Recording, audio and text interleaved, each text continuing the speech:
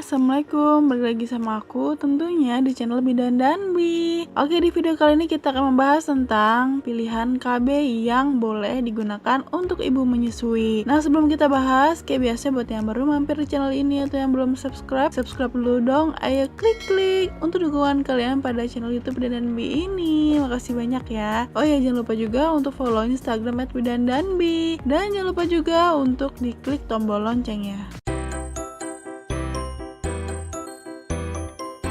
Setelah melahirkan, ibu tetap berpeluang untuk bisa langsung hamil lagi loh. Nah, jika ibu ingin menunda kehamilan, ada beberapa pilihan jenis kontrasepsi atau KB yang aman, yang boleh untuk ibu menyusui. Kenapa sih nggak semua jenis kontrasepsi atau KB bisa digunakan ibu menyusui? Karena ada beberapa jenis kontrasepsi atau KB yang ada kandungan hormon estrogennya. Nah, kalau ibu menyusui pakai KB yang ada hormon estrogennya, itu bisa mempengaruhi produksi dari ASI-nya, bisa menghambat produksi ASI, jadi ASI-nya itu bisa berkurang gitu. Jadi apa sih alat kontrasepsi atau KB yang boleh untuk ibu menyusui? Yang pertama, MAL atau metode amenorrhea laktasi. Ini merupakan salah satu jenis metode kontrasepsi alami atau KB alami. Jadi, pada saat menyusui, tubuh akan menghasilkan hormon prolaktin. Hormon prolaktin ini akan memproduksi ASI. Hormon ini juga yang bisa menghambat ovulasi atau masa subur. Jadi, saat ibu menyusui secara rutin, maka masa suburnya itu bisa ketahan, sehingga jika berhubungan intim bisa tidak terjadi kehamilan. Tapi ada syaratnya nih kalau ibu mau menggunakan metode amenorrhea laktasi ini, yaitu yang pertama belum menstruasi setelah melahirkan, yang kedua menyusui bayi secara eksklusif langsung dari payudara tanpa bantuan pompa atau botol ASI. Jadi minimal menyusuinya itu 10-12 kali sehari ya. Jadi bayi tidak diberikan makanan atau minuman lain selain ASI, dan usia bayi kurang dari 6 bulan. Kalau ibu tidak memenuhi ketiga syarat itu, ya tidak bisa untuk memakai KB MAL ini. Jadi memang harus tiga-tiganya itu terpenuhi. Tidak boleh cuma satu atau dua, harus 3 syarat itu terpenuhi. Nah, selain MAL atau metode amenorrhea laktasi ini, ada lagi nih KB alami lainnya seperti metode kalender, senggama terputus, metode suhu basal. Nah, apa dan bagaimana caranya itu, ibu bisa lihat lengkapnya di video ini ya. Lalu ada pilihan KB hormon. Nah, KB hormon ini ada yang mengandung hormon kombinasi, yaitu hormon progesteron dan hormon estrogen, dan ada juga yang hanya mengandung hormon progesteron aja. Seperti yang aku bilang tadi, ibu menyusui itu tidak boleh loh pakai KB yang ada kandungan hormon estrogennya, karena kan yaitu bisa menghambat produksi ASI-nya. Jadi kalau ibu menyusui mau pakai KB hormon, pilih jenis KB yang hanya mengandung hormon progesteron atau progestin, karena ini tidak mengganggu dari produksi ASI-nya. KB hormon yang mengandung hormon progesteron aja, yaitu yang pertama pil laktasi. Pil KB khusus ibu menyusui atau biasa disebut juga pil mini atau mini pil. Itu kandungannya hanya hormon progesteron, jadi aman untuk ibu menyusui. Jadi jenis pil KB itu ada dua ya, ada pil KB khusus laktasi atau mini pil, dan satu lagi pil KB kombinasi. Nah, kalau yang pil KB kombinasi itu ada hormon progesteron dan hormon estrogennya, jadi bisa mengganggu produksi ASI-nya kalau ibu minum yang pil KB kombinasi. Jadi yang boleh untuk ibu menyusui adalah pil laktasi atau mini pil aja ya. Nah, untuk cara pemakaian KB pil ini itu adalah ibu harus minum pil KB ini 1 butir setiap hari dan pada jam yang sama. Jadi misalnya ibu minum hari Senin 1 butir jam 7 malam. Nah, hari Selasanya juga diminumnya 1 butir jam 7 malam. Begitu ya setiap hari, dan ini nggak boleh sampai lupa loh. Jadi kalau misalnya ibu lupa, ya ibu bisa mengalami kehamilan. Yang kedua, suntik KB progestin atau suntik KB 3 bulan. KB suntik ini disuntikannya itu biasanya di daerah bokong ya.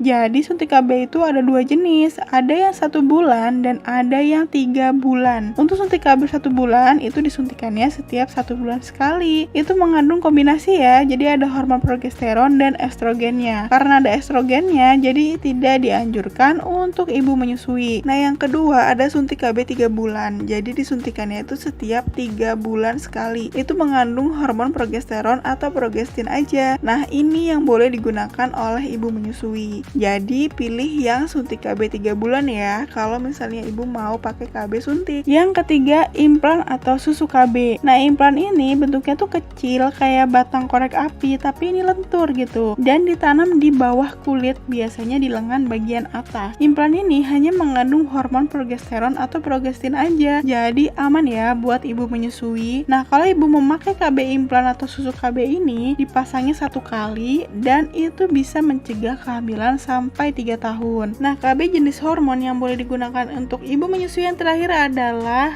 IUD atau intrauterine device atau AKDR, alat kontrasepsi dalam rahim, atau biasa kita sebut dengan spiral. Jadi nanti IUD ini akan ditaruh atau dipasangkan di dalam rahim ibu. Ada 2 jenis IUD, yaitu yang mengandung hormon dan yang tidak mengandung hormon. IUD hormon itu mengandung hormon progesteron aja, ditaruh di dalam rahim 1 kali dan bisa mencegah kehamilan sampai 5 tahun. Dan IUD yang tidak mengandung hormon itu ada tembaga di alat IUD-nya, ditaruh di dalam rahim 1 kali dan bisa mencegah kehamilan sampai 10 tahun. Nah, kedua jenis IUD ini boleh loh digunakan untuk ibu menyusui. Jadi ibu mau pilih IUD yang hormon atau IUD yang tidak mengandung hormon, itu dua-duanya boleh digunakan untuk ibu menyusui. Nah, jika ibu menggunakan KB hormon ini, itu ada efek sampingnya. Nah, efek sampingnya itu bisa meningkatkan berat badan, mengakibatkan pendarahan di luar siklus menstruasi, menurunnya gairah seksual, meningkatkan resiko darah tinggi, dan penyakit kardiovaskular atau jantung, terus bisa mengalami mual, sakit kepala, rasa nggak nyaman di payudaranya, dan ada juga yang mengalami jerawatan. Tapi, nggak semua ibu atau wanita itu boleh ya memakai KB jenis hormon ini. Nah, wanita atau ibu yang tidak boleh memakai KB jenis hormon yaitu wanita hamil, pasti ya kalau hamil nggak boleh pakai KB. Terus yang punya tekanan darah tinggi atau punya riwayat penyakit kardiovaskular atau jantung atau stroke, lalu punya penyakit diabetes atau punya riwayat penyakit diabetes, penderita penyakit hati aktif atau punya riwayat penyakit tumor hati, punya penyakit kanker payudara atau punya riwayat penyakit kanker payudara atau mengalami pertumbuhan yang tidak normal di bagian payudaranya, punya riwayat masalah pembekuan darah, penderita migrain, wanita usia di atas 35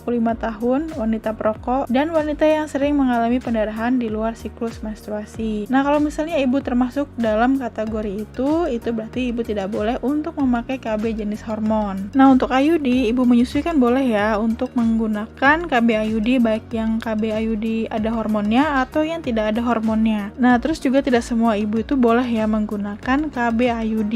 Yang tidak boleh menggunakan KB IUD itu ibu yang mengalami hamil tentunya. Itu pasti ya, kalau hamil ya pasti nggak boleh pakai KB. Terus juga yang punya gangguan pendarahan, peradangan alat kelamin, keputihan yang tidak normal, punya penyakit IMS atau infeksi menular seksual, kecurigaan tumor ganas pada alat kelamin, tumor jinak di rahimnya, kelainan bawaan rahim, peradangan pada panggul, ada miom atau kanker serviks, punya penyakit kanker endometrium, sering mengalami pendarahan berat di luar siklus menstruasi, memiliki alergi terhadap tembaga, mengalami kanker saluran reproduksi. Jadi kalau misalnya yang pakai IUD itu memang alat reproduksinya ya, daerah vaginanya itu baik di luar atau dalamnya itu memang harus tidak ada kelainan, tidak ada penyakit gitu. Jadi benar-benar harus sehat. Nah, aku udah pernah bahas tentang KB hormonal secara lengkapnya. Itu ibu bisa cek di video ini ya. Jadi kalau misalnya ibu itu masuk ya ke dalam kategori yang tidak boleh pakai KB yang mengandung hormon, itu ibu bisa memakai KB yang tidak mengandung hormon, yaitu yang pertama misalnya IUD tembaga. Kan tadi ada IUD hormon dan IUD tembaga. Nah, kalau misalnya ibu masuk ke dalam kriteria yang tidak boleh pakai KB hormon, berarti yang boleh adalah IUD tembaga atau IUD tanpa hormon. Tapi ini balik lagi yang tadi aku bilang, ada juga ibu yang tidak boleh untuk pakai IUD. Nah, ibu bisa lihat lagi tadi apakah ibu masuk kriteria yang boleh atau tidak menggunakan IUD. Lalu yang kedua, kondom. Nah, kondom itu selain bisa mencegah kehamilan, kondom juga bisa mencegah penyakit menular seksual. Jadi cuma kondom ini yang bisa mencegah tertularnya penyakit menular seksual gitu. Kalau KB yang lain itu tidak bisa untuk mencegah tertularnya penyakit menular seksual. Jadi saat menggunakan kondom, pastikan memilih kondom dengan pelumas yang larut dalam air, karena pelumas yang berbahan dasar minyak itu bisa membuat kondom kondom menjadi lebih mudah rusak. Nah, penggunaannya itu harus benar ya, agar kemungkinan bocor saat digunakan itu tidak terjadi gitu. Nah, aku juga udah pernah bikin tentang KB non hormonal atau KB fisik gitu ya. Itu ibu bisa lihat lengkapnya di videoku yang ini. Atau bisa juga pakai KB alami, kayak KB emal tadi tuh yang metode amerelaktasi, tapi ada juga KB alami lainnya, tidak memakai alat gitu ya, tidak ada hormon, tidak ada alat. Itu ibu bisa lihat selengkapnya juga di videoku yang ini, udah aku bahas secara lengkapnya. Gimana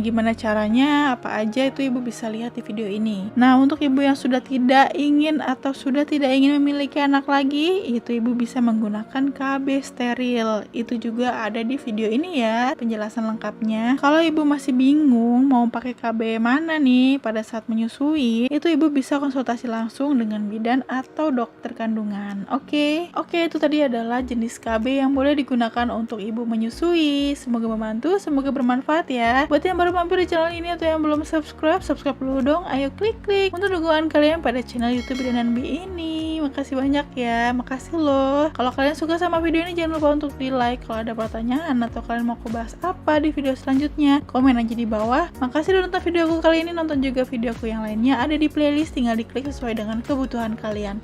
Oke, assalamualaikum warahmatullahi wabarakatuh.